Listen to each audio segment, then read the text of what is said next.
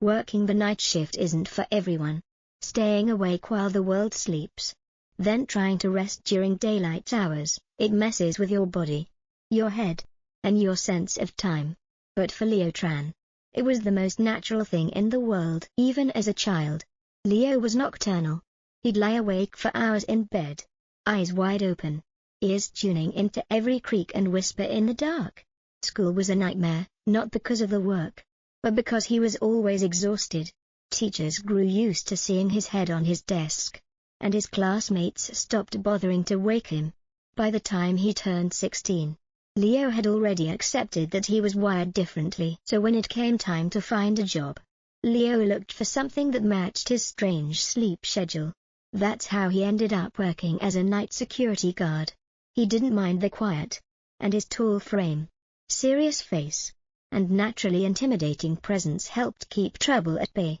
In reality, Leo was kind and thoughtful, but his appearance often said otherwise, which worked in his favor. After working a series of uneventful shifts at parking lots, libraries, and fast food joints, Leo received an unexpected offer from his supervisor. "Mr. Fan, I've got something different for you," Mr. Fan said one evening, pulling Leo aside after a quiet shift at the University of Saigon Library. "You ever worked a medical facility before?" Leo shook his head. "Well," Mr. Fan continued, "this isn't just any facility. It's a place called Dong Kwang Care Center, up in the northern part of town. It's old, hell, older than both of us combined, but they pay triple the usual rate for overnight coverage." Leo's eyes widened. "Why?" Mr. Fan shrugged. "No one wants the job. It's quiet, but strange. They said they need someone reliable. Someone who doesn't ask too many questions and follows rules to the letter." Leo considered it for a moment. Triple pay? That would help him finally fix his broken laptop. Maybe even afford a new bed frame. He nodded. "I'm in." Mr. Fan let out a sigh of relief. "You start next Thursday. Be there before 10 p.m. sharp. Don't be late. The place is a bit particular." Over the next few days, Leo worked a few last shifts at routine posts, an abandoned shopping mall, a 24-hour McDonald's, a quiet government building. None of them were memorable, which was exactly how he liked it. When Thursday rolled around, Leo made sure he left his apartment early. Dong Kwang Care Facility was about a 30-minute drive from the city center, tucked behind a small hill near the industrial outskirts. He set off at 7:30 p.m. just to be safe, and arrived around 8:10. The first thing Leo noticed was the building's architecture. Unlike the sleek glass towers of modern Saigon, Dong Kwang looked like something out of a different era, built with old stone and wooden beams. It had a certain colonial charm, but also an eerie stillness, like it had been forgotten by time. He parked his motorbike near the gate and made his way inside. The lobby was small, with faded floral wallpaper and dim yellow lights. Behind the front desk sat an elderly woman with soft eyes and a warm smile. She looked up as Leo entered. "Evening, dear. You must be the new night guard." "Yes, Mom. My name is Leo Tran. I know I'm a little early," the woman chuckled. "Better early than late." Mr. Fan already called ahead. "Sit tight. One of the senior guards will be here shortly to show you around. Would you like some tea while you wait?" "That would be great. Black, if you have it." She returned a few minutes later with a cup of tea that smelled like roasted barley. It was rich and earthy, unlike anything Leo had tasted before. As he took the final sip, a tall man in a navy uniform stepped into the lobby. His posture was rigid, and he had a clipboard tucked under one arm. His eyes scanned Leo quickly, measuring him. "You're the new guy?" Leo stood and extended his hand. "Yes, sir. Leo Tran." The man didn't take the handshake. "Follow me." They walked down a series of narrow hallways that led to the security office, a cramped room with 4 monitors, a dusty desk, and a worn-out chair. The man pointed to each camera feed and explained the basic functions. "You'll be alone tonight," he said.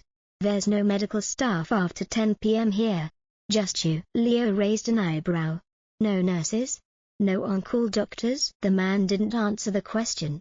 Instead, he handed Leo a piece of paper folded in half. "Read this. These are the rules. You follow them exactly. No exceptions. Some of them will sound strange. But that doesn't matter.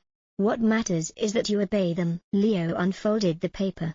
7 rules. Typed in blocky black font. Some seemed normal. Others, not so much. He glanced up, confused.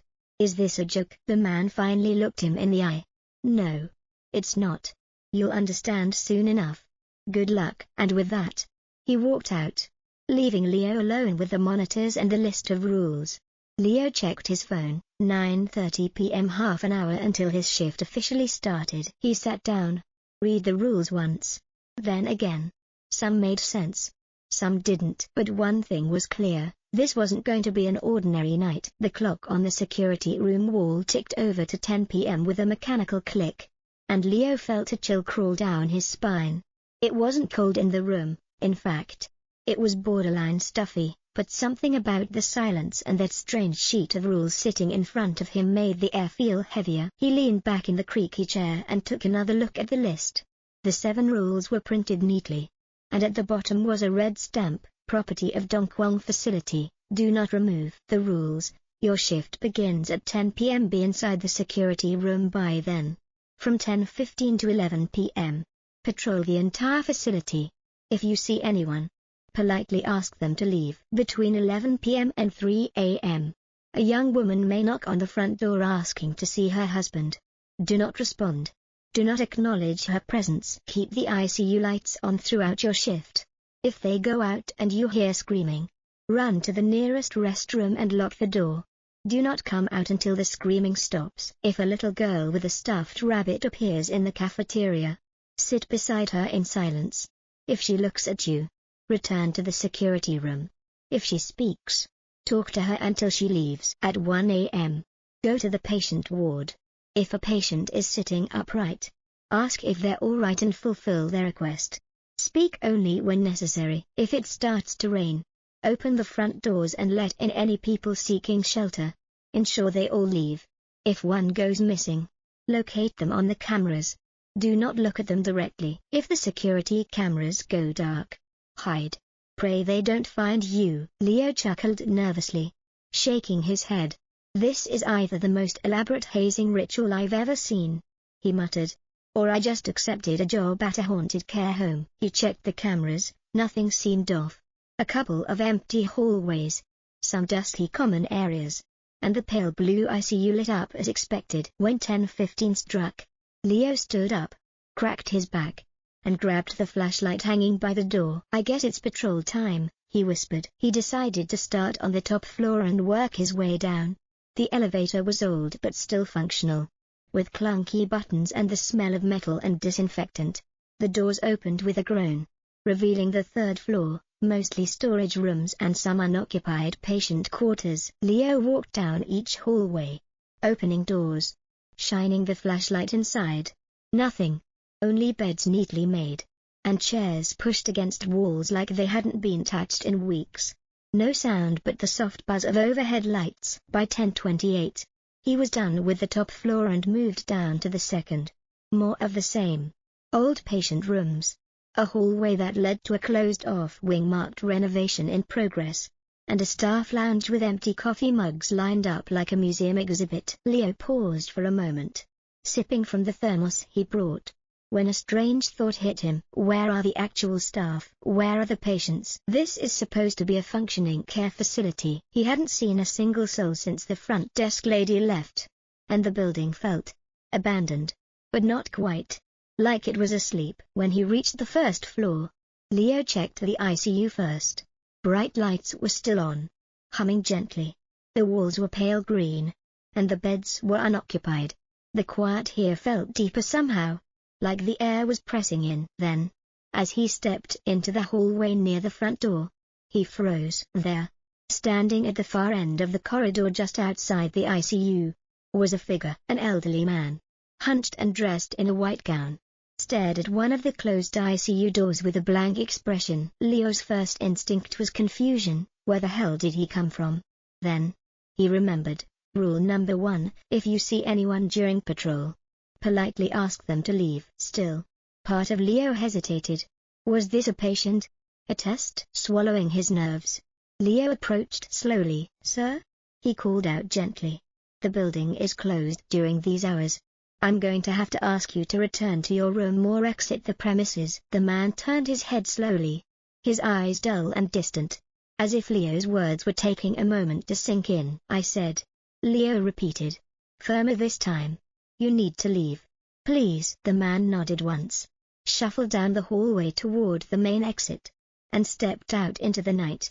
Just before disappearing into the fog outside, he turned back to Leo and said, "Be careful of the surgeon." Leo's stomach twisted. "What surgeon?" But the old man was already gone. Back in the cafeteria, Leo grabbed a stale croissant from a snack shelf and poured himself another cup of barley tea.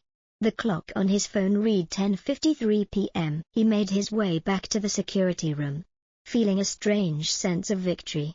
Maybe this was just some psychological test his boss set up.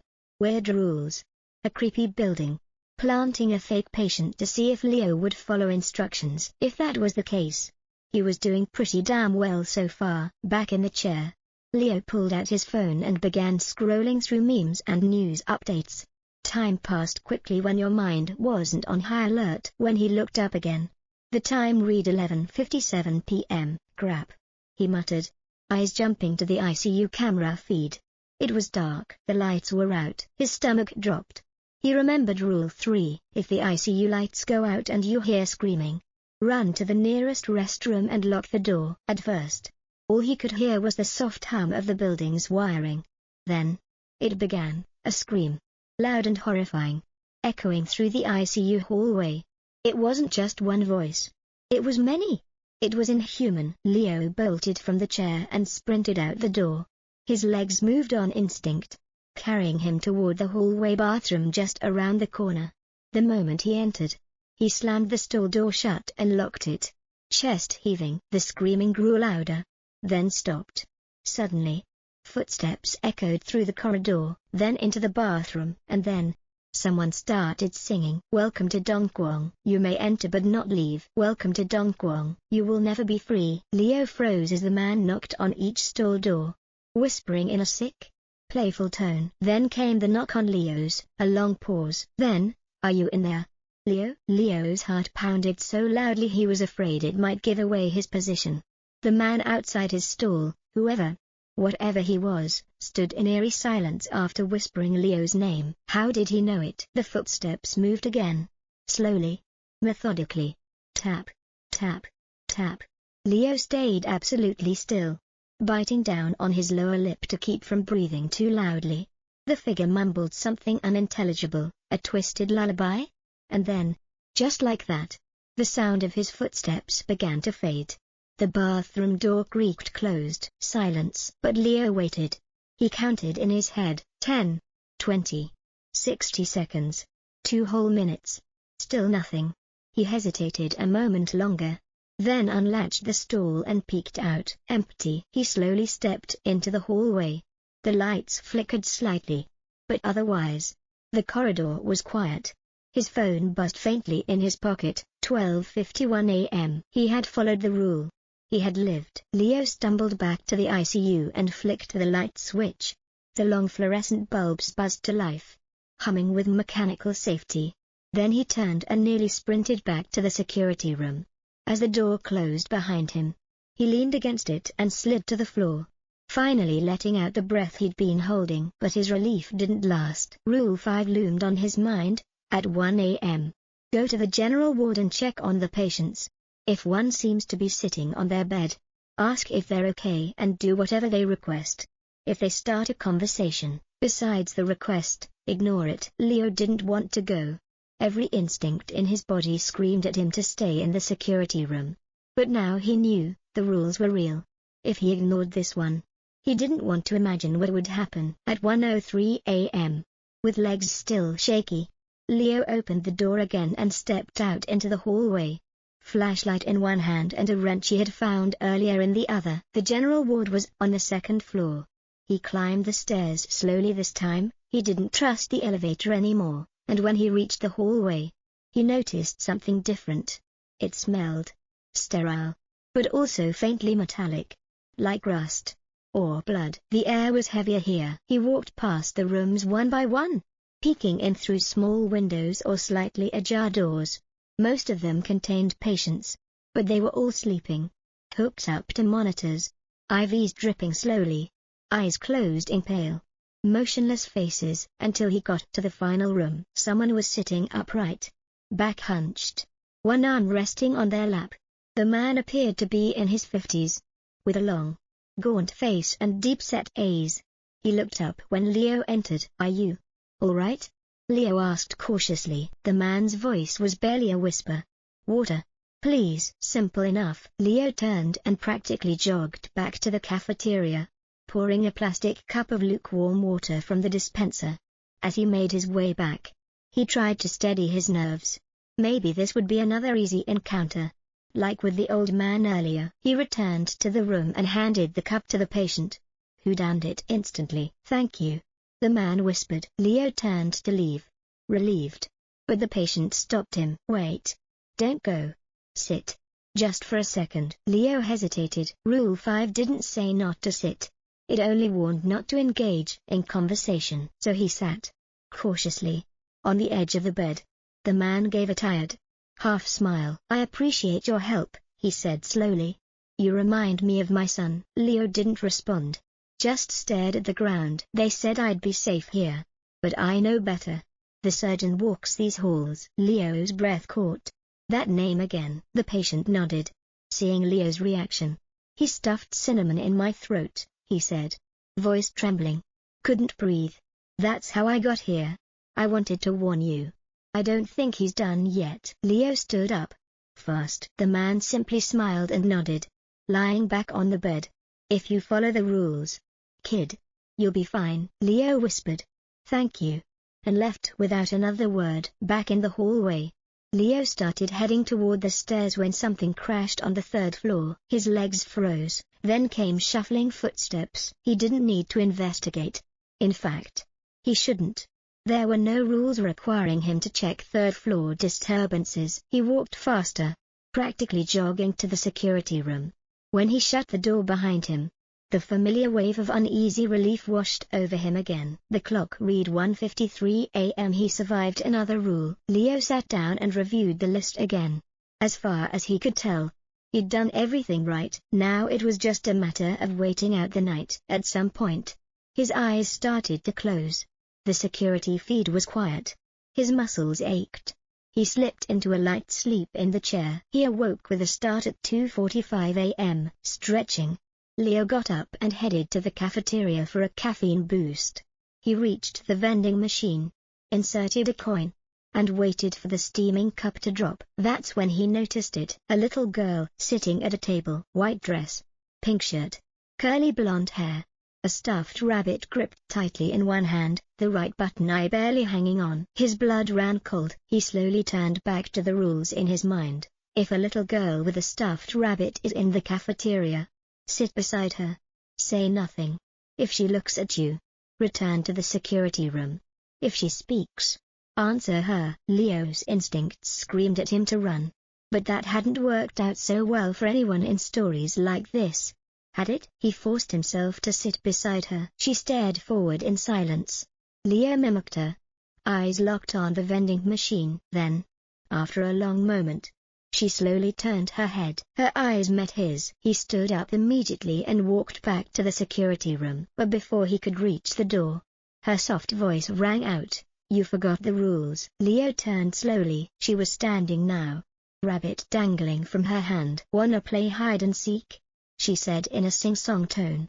"I'll count to 60, and then we'll come find you." Leo ran. As he slammed the security room door behind him, her voice echoed through the hallway, counting, 1, 2, 3, forever with me you'll be, 4, 5, 6, in darkness you'll cease to exist. And then, every security camera went dark. Leo dropped the rule sheet. Rule 7, if the security cameras go off, hide and pray. The monitors snapped to black. The power was still on, lights still flickered overhead, but the security feed had died. Every screen in front of Leo stared back at him like a hollow, empty eye. Rule 7, if the security cameras go out, Hide and pray they don't find you. Leo didn't hesitate this time. He knew this wasn't superstition. And it definitely wasn't a test. The little girl was real. Her game was real. And now, she was counting down to something worse than death. He lunged for the security room door. Locked. He tried again, rattled the handle, then slammed his shoulder into it. Still stuck. 51. 52. Her voice echoed from down the hallway. 53. Don't run, Leo. You'll just make it fun. Something was wrong with her voice. It twisted, stretched, like a child singing through a broken music box. Adrenaline kicked in. Leo turned and sprinted toward the back hallway, where the restrooms and janitor closet were. His boots slapped against the polished tile, echoing into the dark. He turned a corner and saw a figure standing in front of the ICU door. A tall man, still watching. Leo stopped cold and ducked behind the wall. What's a patient doing out of his room so late? The man said, his voice smooth and curious, too calm. Leo's brain screamed. That wasn't a doctor. That wasn't even a human voice. It sounded too clean, as though every syllable had been edited together. He had two options: run upstairs and pray the girl didn't find him, find somewhere, anywhere, to hide. Just then, he spotted the janitor's closet, tucked under the staircase. He slipped inside, pulled the door shut behind him, and ducked behind a stack of cleaning supplies and garbage bags. His hands shook. His breathing was shallow. Every second felt like a trap. Come on now. Don't be shy. That voice again. I need to inspect your organs. Leo covered his mouth, eyes wide. The door to the bathroom creaked open, followed by slow footsteps. The shuffling sound of something heavy being dragged. You were smart enough to hide somewhere else this time. I'm impressed. Not as stupid as you look. Leo's body froze solid. He knows. The voice paused right outside the janitor's closet. Let's see. Where would a clever little rabbit hide? The handle twisted. Leo's heart skipped. The door opened, just a sliver. A long shadow stretched across the floor. The man stepped forward slightly, scanned the small space, then muttered, "Too small. He's not here." The door closed. Leo didn't move. Not for 5 minutes. Not for 10. Then came the sound, a drill, somewhere deeper in the building, followed by a scream. A human scream. Raw. Real. The surgeon laughed. It was the worst sound Leo had ever heard, like a lunatic performing surgery on laughter itself. Leo stared at his phone in the dark. 5:45 a.m. Just 15 minutes until sunrise. Until the day staff arrived. Until it would all be over. Maybe. He didn't dare move yet. At 5:58 a.m. the hallway lights suddenly flickered, then brightened. The security room monitors hummed back to life in the distance. Footsteps approached the janitor closet again, but this time they were slow, steady, normal. Someone knocked gently. "You all right in there?" a voice called. Older, friendly. Leo flinched. "It's just me, the janitor. You can come out now. It's morning." Cautiously, Leo cracked the door and peeked out. A wrinkled man in blue overalls stood holding a mop. His expression turned to surprise when he saw Leo hiding behind garbage bags, pale and wide-eyed. "Rough night?" Leo nodded, trembling. Outside, the hospital looked like any normal place. The sky was turning blue. Birds chirped. The facade didn't feel haunted, just old. Leo didn't even say goodbye. He stumbled to his car and drove home on instinct. He fell into bed without taking off his uniform. He didn't sleep. He just shut down, emotionally, physically. Like his brain needed to reboot. He ignored his boss's calls for the next week. Didn't respond to messages. Didn't return to Dong Kwang Care Facility. When he finally resumed regular shifts, at banks, supermarkets, parking garages, he welcomed the boredom. He loved the silence, because now he knew, nothing was worse than a hospital that followed its own rules. Leo hadn't spoken about that night to anyone. Not to his mother. Not to his co-workers. Not even to himself. In the week following his escape from Dong Kwang, he avoided every reminder of the place, hospitals, security footage, even the smell of disinfectant. His boss had called him 3 times a day, then stopped after Leo sent a single message: "I'm sick. Don't ask me to return." He had no intention of going back, and honestly, Leo thought it was over. But trauma doesn't just vanish. It waits. It was a Thursday evening. Nearly 10 days later, when Leo's phone buzzed. Unknown number. Do you remember Rule 5? Leo stared at the message, heart plummeting into his gut. Rule 5. Check on the patients at 1 a.m. if one is sitting up. Ask if they're okay and do whatever they request. He hadn't missed that one. He had followed every rule, except one. The girl. He had spoken to her. He had run. He had broken the cycle. And now, someone, or something, remembered. He didn't respond. He turned off his phone, locked his windows, and didn't sleep that night. The next morning, something new was waiting in his mailbox. No return address, no name, just a single envelope, sealed in crimson wax. He opened it hesitantly. Inside was a single page, typed, crisp, clinical, Dong Kwang Care Facility. Termination of contract, notice. Dear Mr. Leo Huang, thank you for your service. Your employment has been discontinued, effective immediately, due to failure to comply with safety protocols outlined in your assignment briefing. For your own protection, we strongly advise the following. Avoid all medical facilities between 10 p.m. and 6 a.m. Do not speak to anyone who knocks after midnight. If you hear humming in your home, do not investigate. If your reflection begins to lag, cover all mirrors. If you see the girl again, remember, you broke the rules. Wishing you peace. The administration. Leo tore the letter to pieces and flushed it down the toilet. But paranoia had already started to settle in. Every knock at night made his skin crawl. Every flicker in the mirror made his stomach turn. And sometimes, late into the evening, he'd hear a faint knock, followed by humming, followed by nothing. A week later, his boss finally sent a message. Leo, we need to talk. Leo hesitated, but something told him he needed answers. They met at a small diner near the outskirts of town. His boss, Mr. Bike, looked tired, older than he remembered, like he'd seen the same thing. You lasted longer than most, Bike said, sipping bitter coffee. That building. It's been there since the Japanese occupation. No one knows who owns it now. It just runs itself. Why did you send me there? Leo demanded. Why the rules? Bike shook his head. I didn't pick you. The facility did. Leo frowned. What the hell does that mean? Bike leaned forward, voice low. Dong Kwang chooses who works there. I send the name, and sometimes it accepts, sometimes it doesn't. But if someone breaks the rules, the facility doesn't forget. So I'm cursed? Maybe. Or maybe you're just marked. Leo's fists clenched. I followed almost everything. Almost isn't enough there. You talked to the girl? Leo didn't answer. Bike sighed and dropped a folded sheet of paper onto the table. It was a new list. Rules. Dong Kwang, Level 2 Protocols. Leo didn't read it. Why give this to me now? Because once you break the first set, they send a new one. Leo slid the paper back. I'm not going back. Bite gave him a sad look. That's not your choice anymore. That night, Leo couldn't sleep. His phone turned on by itself at 2:07 a.m. It displayed a video, grainy footage from a hospital hallway. A girl with blonde curls and a teddy bear stood alone under a flickering light. She raised her hand, waved, then whispered, "Come back, Leo." The screen went black. The next morning, Leo packed his things and booked a train out of town. But no matter where he went, Daegu, Busan, Chunju, he'd spot signs he didn't understand. A hospital lit at midnight with no staff. An elevator stopping at non-existent floors.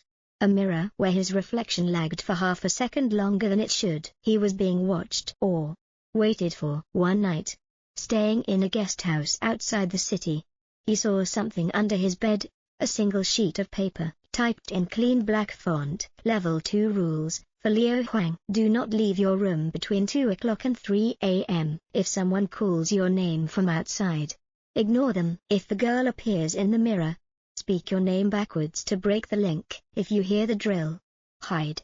Do not run. Do not scream. If you see your doppelganger, leave immediately. Only one of you can survive the night. You must return to Dong Kwang. You owe the game. Leo dropped the paper. Suddenly, the guest house light began to flicker. Then the walls began to hum. And faintly, from the mirror in the bathroom, "Forever with me you'll be." Leo didn't sleep that night. After the mirror whispered to him, after the walls hummed and the lights flickered, he sat on the edge of the bed in the dim guest house, frozen, staring at the crumpled Level 2 rule sheet on the floor. His body was shaking.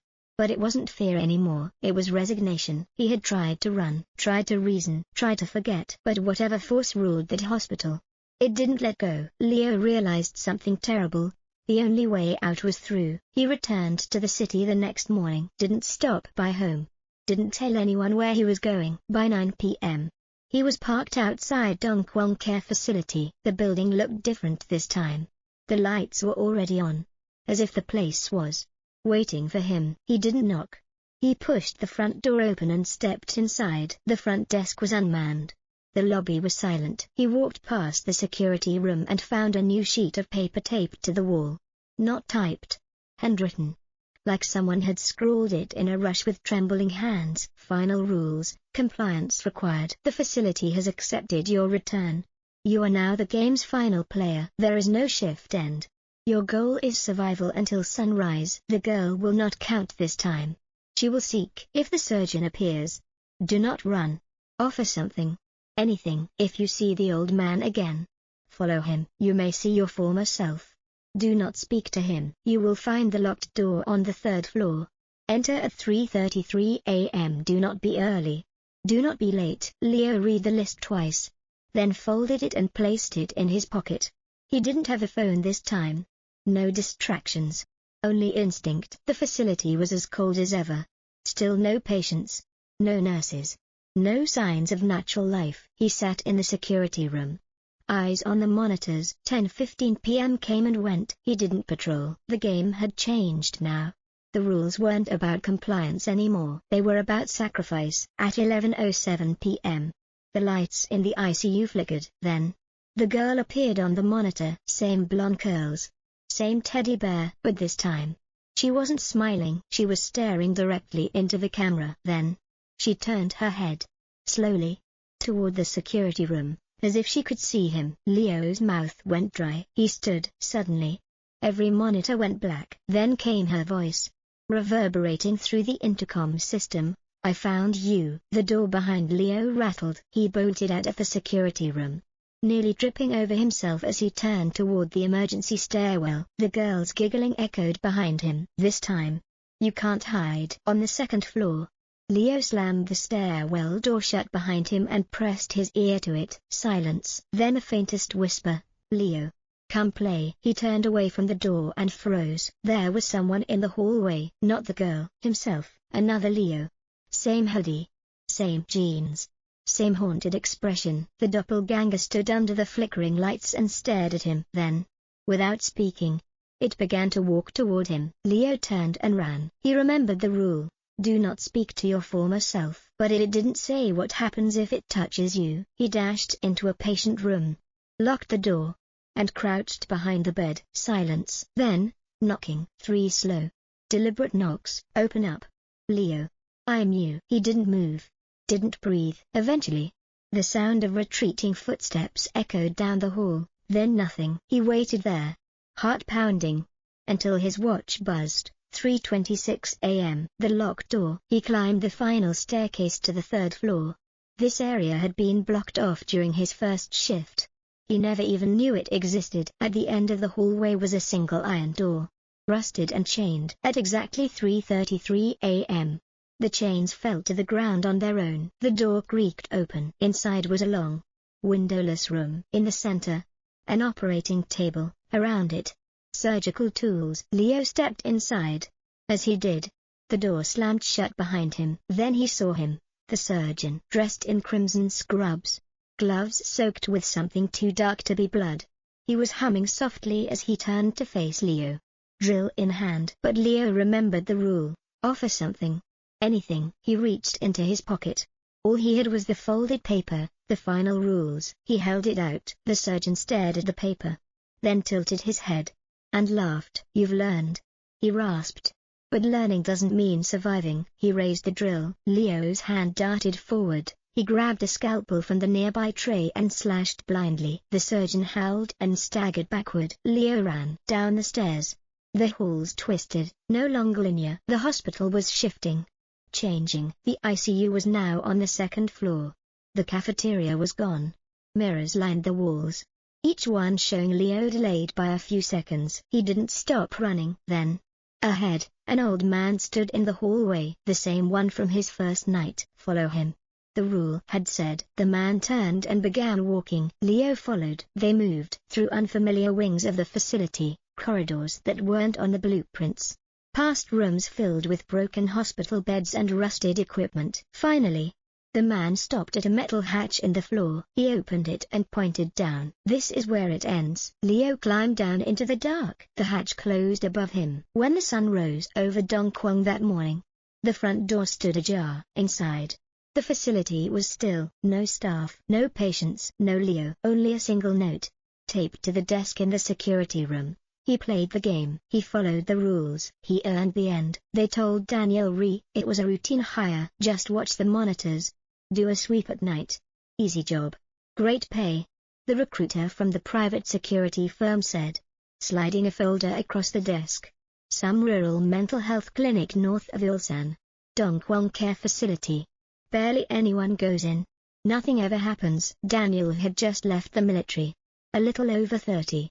Tired of carrying a rifle, and desperate for work that didn't involve death or desert sand. He looked over the folder and nodded. "Sure.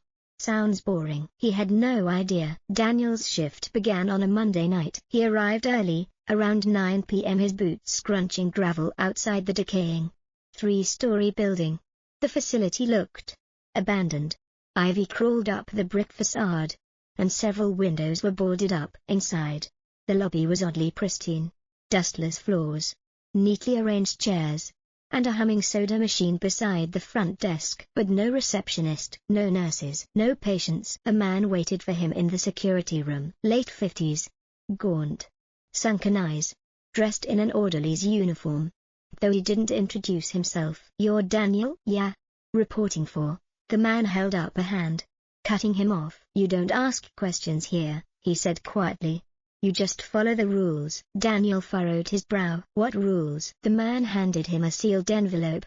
Then, without another word, walked out the door and disappeared down the hallway. Daniel opened the envelope. It wasn't a contract. It was a list, old, stained, and marked revised protocol for night guards. He unfolded it. "Dong Kwang Care Facility, Security Protocol. Night operations. Arrive before 10 p.m. Do not enter after. Between 10:15 to 11 p.m.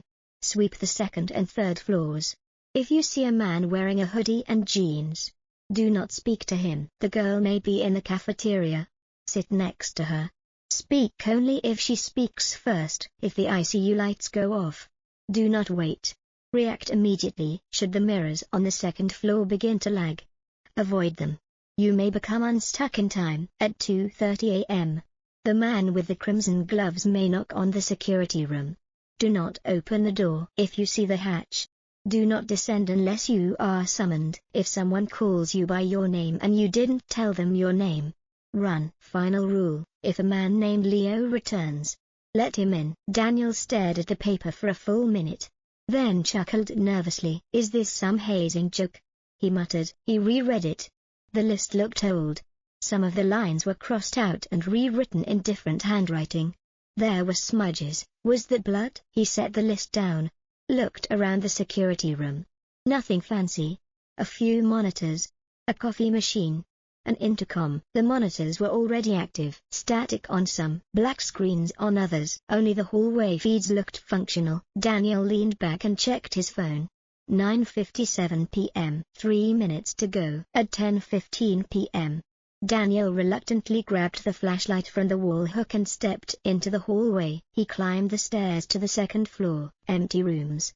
Empty corridors. Then, on the wall ahead, he noticed something off about the mirror. His reflection wasn't matching his movements. He raised his hand. The reflection hesitated, then lifted the wrong hand. Daniel blinked. Suddenly, the mirror cracked down the middle. "Okay," he muttered. "That's enough." He moved quickly to the third floor. The third floor was colder. The lights flickered every few seconds. Halfway through his sweep, he heard footsteps down the hall behind him. He turned, no one there. Then, a voice from around the corner. "Daniel, I've been looking for you." It wasn't a voice he recognized. Male. Calm.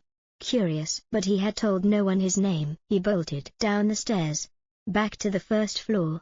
into the security room. Heart pounding, he locked the door and backed away from it. The monitors crackled. Then, one by one, static cleared. On the second-floor hallway feed, he saw someone, a tall figure in a hoodie, dark jeans, standing still, facing the mirror. Daniel watched in silence. The figure turned and stared directly into the camera, then vanished. At exactly 2:28 a.m., something knocked on the security room door. 3 taps, then silence. Daniel froze, remembering the rule: do not open the door. Knocking again, this time harder. Then a whisper through the gap at the bottom: I know you're in there. A gloved hand reached underneath the door, crimson latex. Daniel backed away, heart hammering. Then the hand retracted. Silence. By 3 a.m., the ICU lights flickered off. He sprinted down the hallway with the flashlight, retracing the instructions. He reached the ICU, pitch black, filled with soft murmurs and something wet dripping in the distance. Daniel turned on the lights, and everything inside was gone. No equipment, no beds, just one thing taped to the wall: Leo was here. He stared at the note, confused. Then he turned and saw the hatch at the end of the hallway, slightly open. A faint hum echoed from below. Daniel didn't approach. He didn't need to. Not yet. At 3:33 a.m., the intercom buzzed. A child's voice, soft, distorted. It's your turn now. The intercom's whisper still echoed in Daniel's ears. It's your turn now. He stood frozen in the security room, bathed in the flickering light from a dying ceiling bulb. The rule sheet lay on the desk, creased, coffee-stained, and beginning to feel less like protocol and more like prophecy. Daniel checked the cameras. Most were static again, except one. A lone working feed showed the hallway by the ICU. The lights were still on, but the hatch was now fully open. From inside it, something breathed, long, rattling, like a dying engine. Daniel felt something inside his chest seize up, like his body already knew what was coming long before his brain could catch up. He didn't remember leaving the security room, but suddenly, there he was, standing before the open hatch, flashlight shaking in his hand. A metallic ladder led downward, swallowed in blackness. Just beside the hatch, smeared on the wall in something too dark to be paint, rules change below. Daniel stared down. Something moved down there. But then, from the ICU behind him, a voice whispered, "You didn't finish your shift." He turned, but nothing was there. Only silence, and that strange breathing. Louder now. Daniel took a breath, gritted his teeth, and placed his foot on the top rung of the ladder. Then he descended into the dark. The sublevel. The air was thick, like mold, rust, and rotting fabric. Daniel's flashlight flickered as he stepped off the ladder into a concrete corridor. Pipes lined the ceiling, dripping brown water. The floor beneath his boots felt soft in places, almost spongy. There were no signs, no instructions, not even cameras, only faint red arrows drawn on the walls, pointing deeper into the corridor. He walked slowly, muscles tensed for anything. After maybe 5 minutes of walking, or was it 10? Daniel came to a door, heavy, steel, and locked with a keypad. He reached out, unsure why he bothered, and punched in the only numbers that made sense. 1, 0, 2, 3. The door clicked open. Daniel didn't question how he knew that it would work. Inside was a surgery room, but not one you'd find in a normal hospital. The metal table in the center was stained black. Rusted clamps sat open. Scattered across the counter were jars, each holding preserved organs. A liver, a pair of lungs, something that looked vaguely like a heart but was still beating. Daniel stepped in cautiously, covering his nose. Then he saw the wall. Photos, hundreds of them, pinned chaotically across the cement surface, grainy, faded snapshots of different security guards, all in uniform, all staring at the camera. Some photos had names written below them, others just numbers. He stepped closer. Then he saw one labeled, number 47, Ryan Lee. Status, non-compliant, lost. And below that, number 48, Daniel Ree. Status, active. Observation ongoing. His blood turned to ice. Someone had been keeping tabs on him, long before he ever stepped into this place. The lights overhead dimmed. Then from behind him, a low voice said, "You're doing better than the others." Daniel spun around, flashlight raised. A man stood in the doorway, not tall, dressed in surgeon's scrubs, gloves the color of dried blood. But his face, it wasn't right. Too smooth, as if skin had been stretched across someone else's bone structure. His eyes didn't blink. His lips moved like a puppet's. They always break the rules. But not you. Daniel. You're obedient. Daniel stepped backward. I didn't come down here on my own. The surgeon smiled. You did. You all do. We never force it. Curiosity always wins. Then he stepped forward and the room shifted. Suddenly, Daniel was back on the first floor, standing outside the cafeteria. Everything was quiet again. Had it been a dream? He opened the cafeteria door, slowly. Inside, the little girl with the teddy bear sat at a table, humming. She looked up. You went below, she said matter-of-factly. Daniel didn't respond. She tilted her head. You didn't break the rule. That's good. Most do. Then she stood, still hugging her bear, and walked toward him. As she passed, she whispered, "He's watching you now," and disappeared into the hallway. Back in the security room, Daniel collapsed into the chair. His uniform was damp with sweat. It was 4:09 a.m. Only 2 hours left until the day staff arrived. He picked up the rules sheet. Something new had been scribbled at the bottom. In red ink, Rule 9, do not sleep. If you dream, you won't wake up alone. He blinked. That wasn't there before. He rubbed his eyes and reread it. Still there. And next to it, almost invisible, someone had written, "Leo's still dreaming. Help him." Suddenly, every camera lit up. All feeds were online, and on every single screen, the same figure appeared. Leo, staring directly at the lens, face pale, eyes wide, mouth open in a silent scream. Then, static. Daniel stared at the flickering monitors. Every screen showed the same pale, haunted face, Leo's. His former co-worker's terrified expression was frozen in a silent scream. The static hissed like a warning. Daniel swallowed hard. Leo wasn't just a name on the rule sheet anymore. He was trapped here, somewhere between life and death. Help him. The scribbled note haunted him. The clock blinked 4:15 a.m. Daniel forced himself to stand. His legs felt like lead. The whole building felt suffocating. A maze of shadows and whispered threats. He remembered Rule 5, at 1 a.m. check on the patients.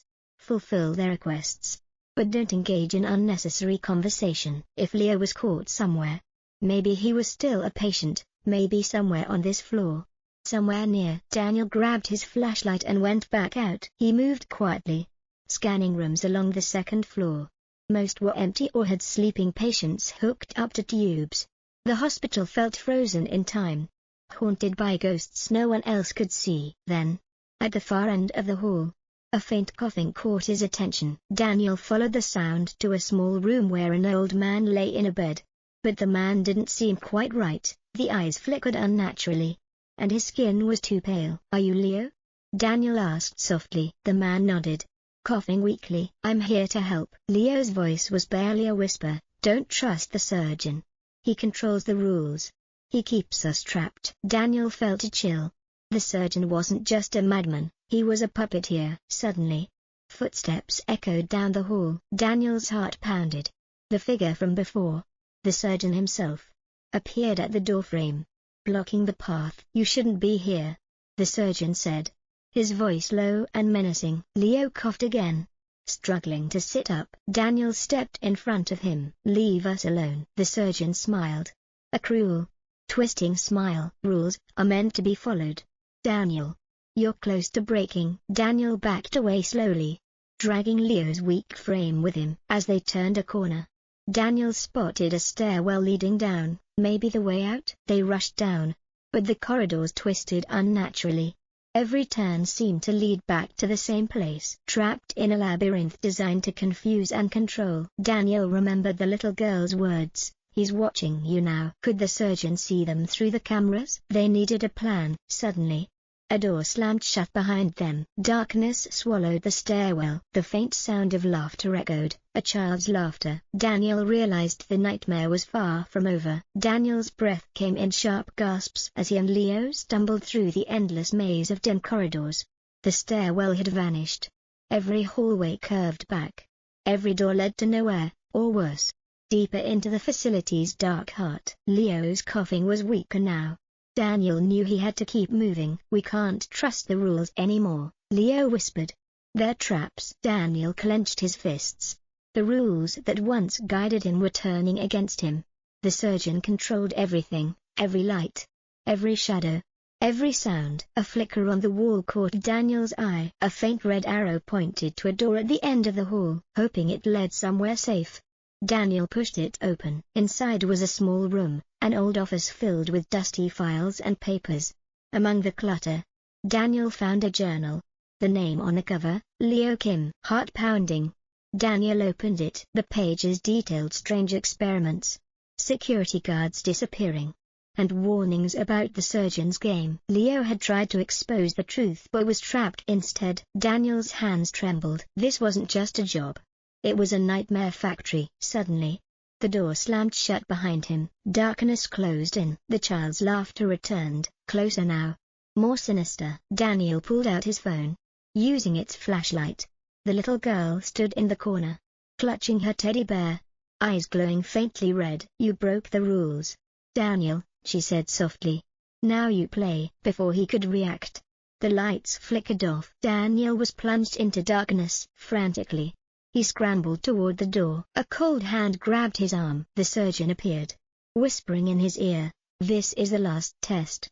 Survive, or become part of the hospital forever." Daniel broke free and ran. The hospital shifted around him. Walls melted into shadows. Echoes of screams bounced endlessly. But Daniel's will was stronger than fear. He vowed to survive, to escape the surgeon's twisted grip. As he neared the security room, his phone buzzed. A message appeared. "Follow the rules.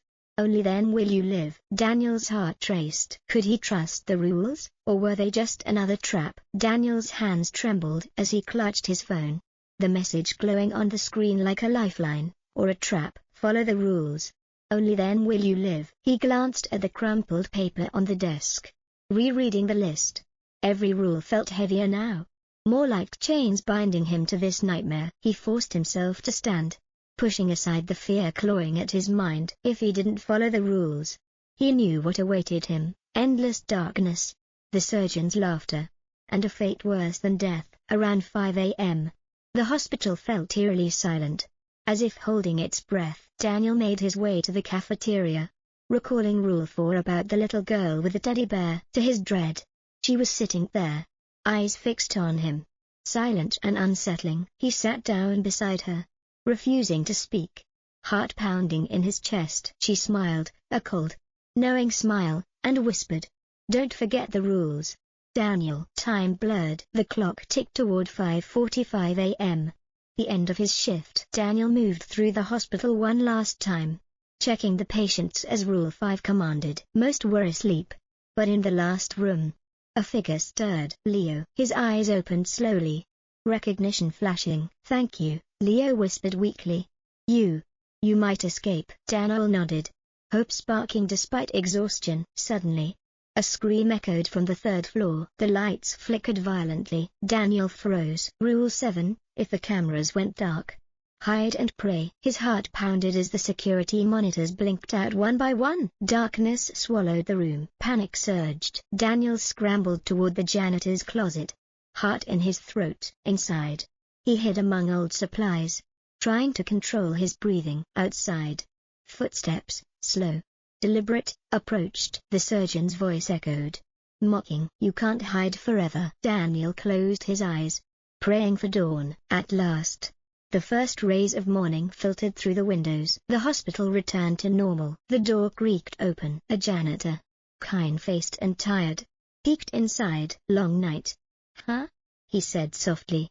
"It's over now." Daniel nodded, relief flooding him. He walked outside, leaving the horrors behind, for now. But deep inside, he knew the rules, and the surgeon, were never truly gone. And the hospital's dark secrets waited for the next night shift. As Daniel stepped outside into the pale light of dawn, the chill of the night clung to his skin like a shadow. The hospital loomed behind him, its dark secrets retreating with the rising sun, but not disappearing. He took a deep breath. The fresh morning air sharp and real compared to the stale, haunted atmosphere inside. The janitor, Mr. Park, smiled kindly, his eyes full of quiet understanding. "Tough night for you, huh?" he said. Daniel nodded, I don't think I'll ever forget it. Mr. Park shrugged. This place. It's not like any other hospital. You've seen things most don't. You're lucky to make it through. Daniel's mind raced with everything he had experienced, the screaming, the shadows, the little girl's laughter, the surgeon's menace. He thought about Leo, weak but alive, trapped in the hospital's twisted grip, and the rules, bizarre, frightening, but somehow the only way to survive. His phone buzzed again. A new message from an unknown number. You did well.